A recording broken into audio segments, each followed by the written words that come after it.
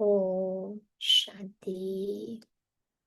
Good morning. आज बाबा अपने खुश नसीब बच्चों को देख रहे हैं। हम सब का यही लक्ष्य है इस ब्राह्मण जीवन में कि सदा खुश रहना और सभी को खुशी का खजाना बांटते रहना। बाबा कहते और कुछ सेवा नहीं कर सके, कोई हर्जा नहीं, लेकिन खुश रह करके किसी को खुश करना ये सबसे बड़ी सेवा है, जिसके लिए बाबा ने हम बच्चों को निमित्त बनाया है।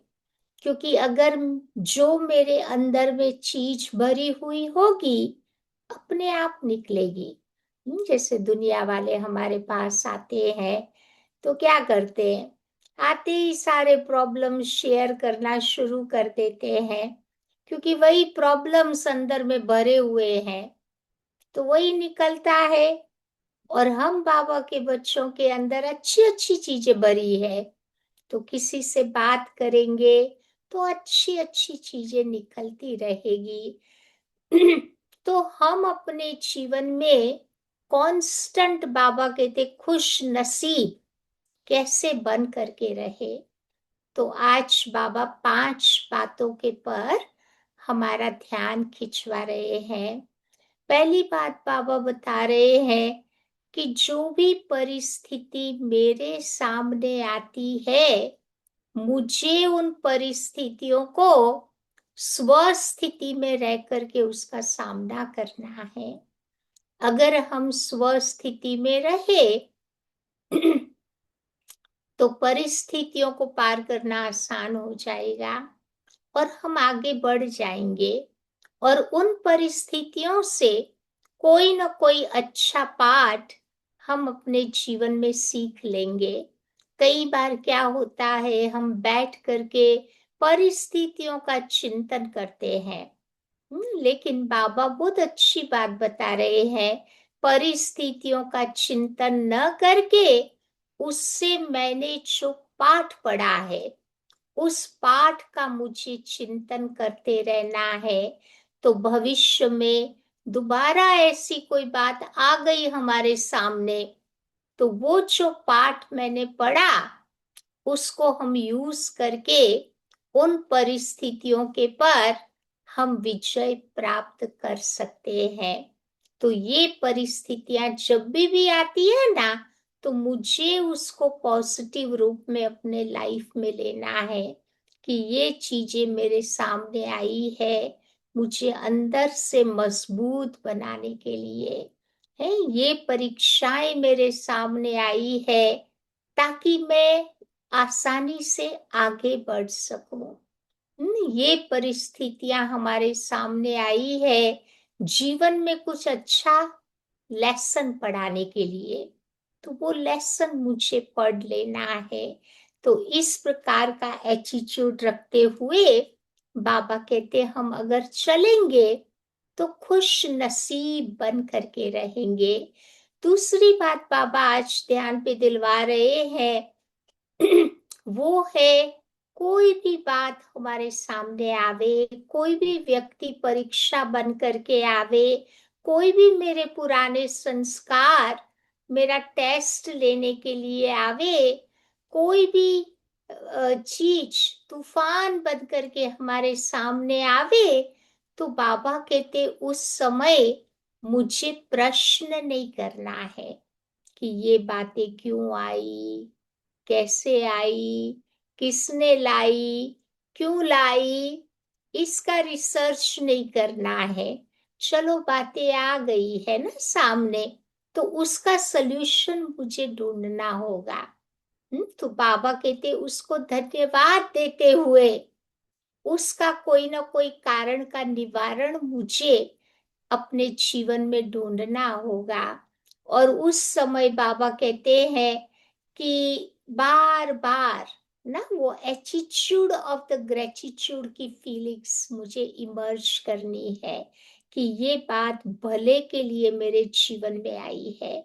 तो साधुवाद की भावना जिसको कहते हैं, वो मुझे अपने अंदर में डेवलप करनी होगी। तो उस समय भी हम दूसरों की अच्छाइयों को देखेंगे, उनकी बुराइयों को नहीं देखेंगे, क्योंकि नेगेटिविटी को देखने से बाबा कहते अंदर की सारी हमारी शक्तियां चली जाती है। अगर मैंने किसी की पॉजिटिविटी देखी, तो फिर मेरा सेल्फ रेस्पेक्ट बन करके रहेगा, मेरा सुमान ठीक रहेगा, क्योंकि हम सबको पता है कि हमारा इस समय जो बाबा हमें सुमान दे रहे हैं, वो सुमान क्या चीज है? एक बहुत बहुत हायर कॉन्शियसनेस है। हायर वाइब्रेशंस उसमें होते हैं, और उसी में हायर इंस्पिरेशंस भी हमें मिलती है। तो इसीलिए उस समय हर व्यक्ति के अच्छाइयों पर मुझे अपनी दृष्टि रख करके एटीट्यूड ऑफ ग्रेटिट्यूड की भावना रख करके आगे बढ़ना है, तो हम खुश नसीब बन जाएंगे। फिर बाबा तीसरी बात बताते हैं कि चलो कुछ बातें हमारे जीवन में आ गई, तो मुझे उस पास को लेट इट गो करना है, पकड़ करके बैठ नहीं जाना है। उससे बाबा कहते लेट गो भी करना एक आर्ट है। कई बार दादी गुलजार हम लोगों को कहती थी कि ये जो बातें आती है ना, कभी कभी बातें बहुत समझदार है, आकर के चली भी जाती है, हम ही लोग हैं उसको पकड़ करके बैठ जाते हैं या फिर दुखी होते रहते हैं। तो जब भी कोई भी पुरानी बातें आती है, तो उस समय बाबा कहते उन बातों को मुझे लेट गो करना है। तभी तो वो एक सुंदर कहावत है ना, उसमें कहते हैं कि yesterday was a history, tomorrow will be mystery, and today is a gift. That's why we call it present. तो प्रेजेंट लाइफ ही मेरे लिए बहुत अच्छी सौगात है, गिफ्ट है। तो उस दृष्टि से अगर हम देखेंगे, तो बाबा कहते पुरानी मेमोरीज है, पुराने संस्कार है, पुरानी बातों को हम लेट गो करके आगे बढ़ते जाएंगे। और प्रेजेंट में हम जीना सीख जाएंगे, क्योंकि आप देखो प्रेजेंट हमारा कितना बढ़िया है, भगवान के साथ हम पार्ट प्ले कर रहे हैं। पूरे साइकिल में एक ही तो बार ऐसा होता है ना, तो वो नशा, वो खुशी अंदर में रहेगी, तो हम खुश नसीब बन जाएंगे। चौथी बात बाबा ध्यान पे दिला रहे हैं कि मुझे अपनी लाइफ खुद ही डिजाइन करनी है, खुद ही उसको बनानी है, क्योंकि इस ब्राह्मण जीवन में हमारे दो बेस्ट कंपेनियन है, ब्यूटीफुल बेस्ट कंपेनियन। कौन से दो है? एक तो मेरी आत्मा और दूसरा मेरा बाबा। इन दोनों से मुझे कनेक्ट होकर के रहना है, क्योंकि वही तो मेरे फ्रेंड्स है ना, मुझे गाइड करते रहेंगे और मुझे आगे बढ़ाते रहेंगे। या तो इस प्रकार का एक एटीट्यूड अगर मेरा बना हुआ होगा, तो कभी भी इस लाइफ में हम अकेले नहीं फील करेंगे। आगे बढ़ते जाएंगे, बाबा का साथ सहयोग मिलता जाएगा और जीवन में उन्नति हम करते जाएंगे। तो इसीलिए मैं अपने आप को खुश नसीब समझने के लिए एक फॉर्मूला यूज करती हूँ। वो फॉर्मूला है ABC। ए मीन्स आर्ग्यू हमें किसी के साथ नहीं करनी है। चाहे चलो कोई हमें कुछ भी बोल देवे, कह देवे, लेकिन आर्ग्यू नहीं करनी है मुझे। क्योंकि सामने वाला तवा गरम है, आप कुछ भी बोलोगे अंदर तो जाने वाला है नहीं, तो क्यों अपनी टाइम एनर्जी वेस्ट करे। जब व्यक्ति थोड़ा शांत होता है, तभी हम बात कर सकते हैं ना। तो ए मीन्स आर्ग्यू नहीं करनी है, परंतु except people as they are. जिस रूप में वो आत्माएं हैं, उनका मुझे स्वीकार करना है। दूसरा है बी। बी मीन्स मुझे बाबा के साथ बार्गेन नहीं करनी है, परंतु मेरा जो बिलीफ सिस्टम है बाबा के लिए, उसको बढ़ाना है। यानी अनब्रोकन फेथ को बढ़ाना है। अटूट विश्वास मेरा बाबा में होगा, या तो सब कुछ अच्छा चलेगा। और तीसरी बात है सी, अर्थात कंप्लेन हमें किसी की भी नहीं करनी है, परंतु इस ब्राह्मण जीवन में हमें सबको कॉम्प्लीमेंट्स देना है। सबकी महिमा करते जाओ, महिमा करते हुए उन आत्माओं को आगे बढ़ाते जाओ। तो ये काम ये संगम युग में बाबा ने दिया है।